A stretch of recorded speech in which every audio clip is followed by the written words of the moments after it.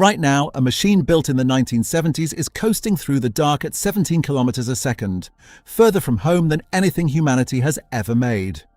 It will still be out there long after the sun has died, carrying a message from a species that may no longer exist. Launch and the record. It begins on a Titan rocket in the late summer of 1977, lifting off just over 2 weeks after its twin, Voyager 2. The whole mission exists because of an accident of timing. The outer planets had drifted into an alignment that wouldn't repeat for another 176 years, sitting close enough together that a single spacecraft could hop between them, stealing a little speed from each world to slingshot toward the next. Miss that window and the trip becomes impossible for over a century. She carries a full suite of senses: cameras, spectrometers, magnetometers, plasma detectors, instruments built to taste the radiation that fills the space between worlds. But bolted to her side is something that has nothing to do with science. A gold-plated copper disc, the golden record, loaded with 115 images, the sounds of surf and thunder and birdsong, music from across human cultures, and spoken greetings in 55 languages. Etched onto its cover is a map, a way to locate Earth using the steady ticking of 14 nearby pulsars as landmarks. From the very first day, there was never a plan to bring her home. She was built to survive the cold, the vacuum, and the radiation just long enough to do her work, and then to keep going, for as long as physics would let her. Jupiter. 2 years later, she reaches Jupiter, and it's chaos on a scale nothing had prepared us for. Her cameras catch winds tearing across the cloud tops at 1,500 kilometers an hour, storms boiling up and collapsing, whole layers of clouds stacked in patterns that shift as she watches. And the Great Red Spot, a single hurricane 16,000 kilometers wide, big enough to swallow the Earth whole and keep on spinning. But the planet turns out not to be the real surprise. As she passes the moon, Io, the cameras catch something no one expected to find anywhere but home. Active volcanoes, plumes of sulfur blasting 100 kilometers up off the surface, high enough to be seen from space. The first live eruptions ever discovered on another world. She studies the other big moons too, Europa, bright and smooth and cracked with dark streaks that hint at ice over something restless. Ganymede with its tangled terrain, ancient cratered Callisto. And around all of it lies the invisible part, Jupiter's magnetic field, a structure so enormous and so packed with trapped radiation that it could kill unshielded electronics outright. Voyager flew straight through it, measured it directly, and then used the planet's own gravity to steal a fraction of its orbital energy, turning that theft into speed and a new heading further out. Saturn and Titan. Saturn comes next, and from a distance its rings look like one smooth, bright band. Up close, Voyager shatters that illusion. The band breaks apart into thousands of individual ringlets, gaps, waves and razor edges, sheets of water ice ranging from specks of dust to drifting boulders spread across hundreds of thousands of kilometers. Some of the small moons act like sculptors, their gravity carving the gaps and holding the ring edges sharp. Others are scarred worlds shaped by impacts and the slow churn of their own interiors. But the real target was Titan. It's larger than the planet Mercury, and it's the only moon in the entire solar system buried completely beneath its own atmosphere. A thick nitrogen haze, laced with methane and heavier hydrocarbons, pressing down about 1.5 times as hard as the air at sea level on Earth. That atmosphere is the whole point. It's chemistry caught in motion. Sunlight and energetic particles ripping molecules apart and reassembling them into heavier compounds that drift down as haze and rain and settle on the surface. Getting a close look cost Voyager everything else. The Titan flyby bent her trajectory sharply upward, out of the flat plane where the planets orbit, and aimed her at open space. There would be no more worlds ahead. The pale blue dot. In 1990, from nearly 6 billion kilometers away, she turned her camera back toward the inner solar system one final time and captured a family portrait, a mosaic of the planets she'd left behind. And in one frame, Earth shows up as a single point of light, less than 1 pixel across. Every empire, every war, every dream, every person who has ever lived, compressed into one pale blue speck hanging in a stray beam of sunlight. Then, with the portrait taken, her cameras were shut down for good to conserve power. There was nothing left ahead worth photographing. From this point on, she was flying blind, feeling her way outward at 17 kilometers a second toward the true edge of the sun's reach, crossing into interstellar space. That edge has a name: the heliopause.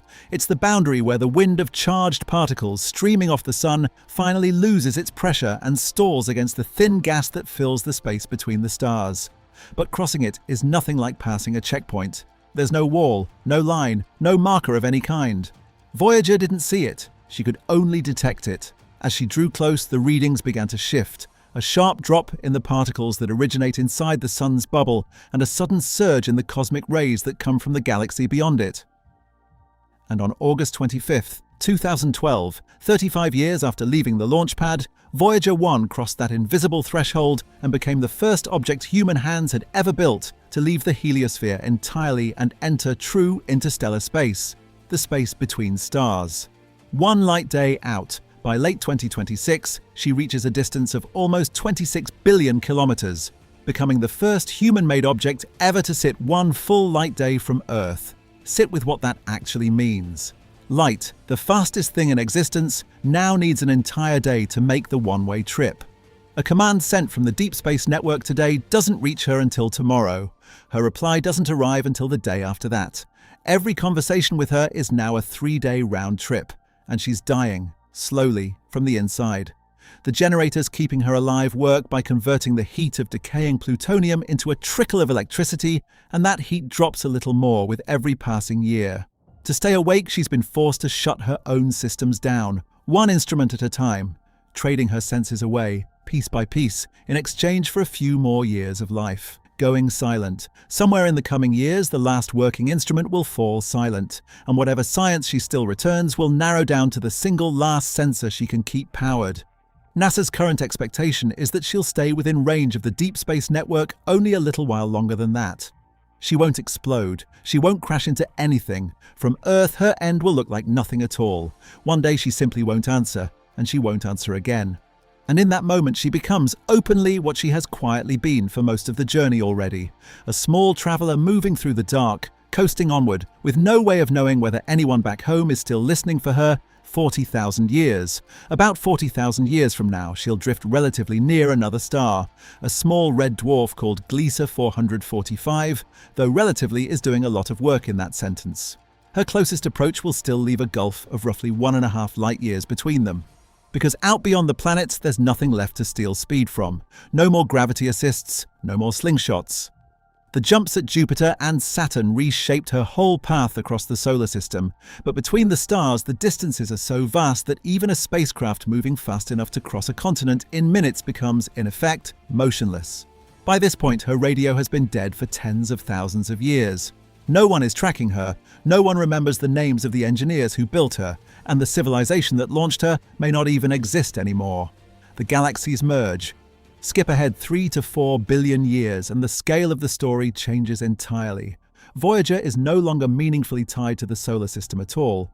She's somewhere loose in the Milky Way, at a position no calculation could ever pin down again. But the galaxy around her isn't holding still. Andromeda, our nearest large galactic neighbor, has been falling toward us this entire time, and by now it's grown to dominate the sky. When the encounter finally comes, the two galaxies pass straight through each other, gravity dragging their stars out into enormous streams, warping both structures beyond recognition before they settle and merge into a single new galaxy. And from Voyager's vantage point, drifting somewhere in the middle of it, the whole collision unfolds in perfect silence over hundreds of millions of years. She never feels a thing. The end of the stars, now push all the way out to 10 trillion years, a stretch of time roughly 1,000 times the entire current age of the universe. By then, the bright, massive stars are long dead. Only the smallest red dwarfs are left burning, sipping their fuel so slowly they can shine for trillions of years on end. But even they run down eventually.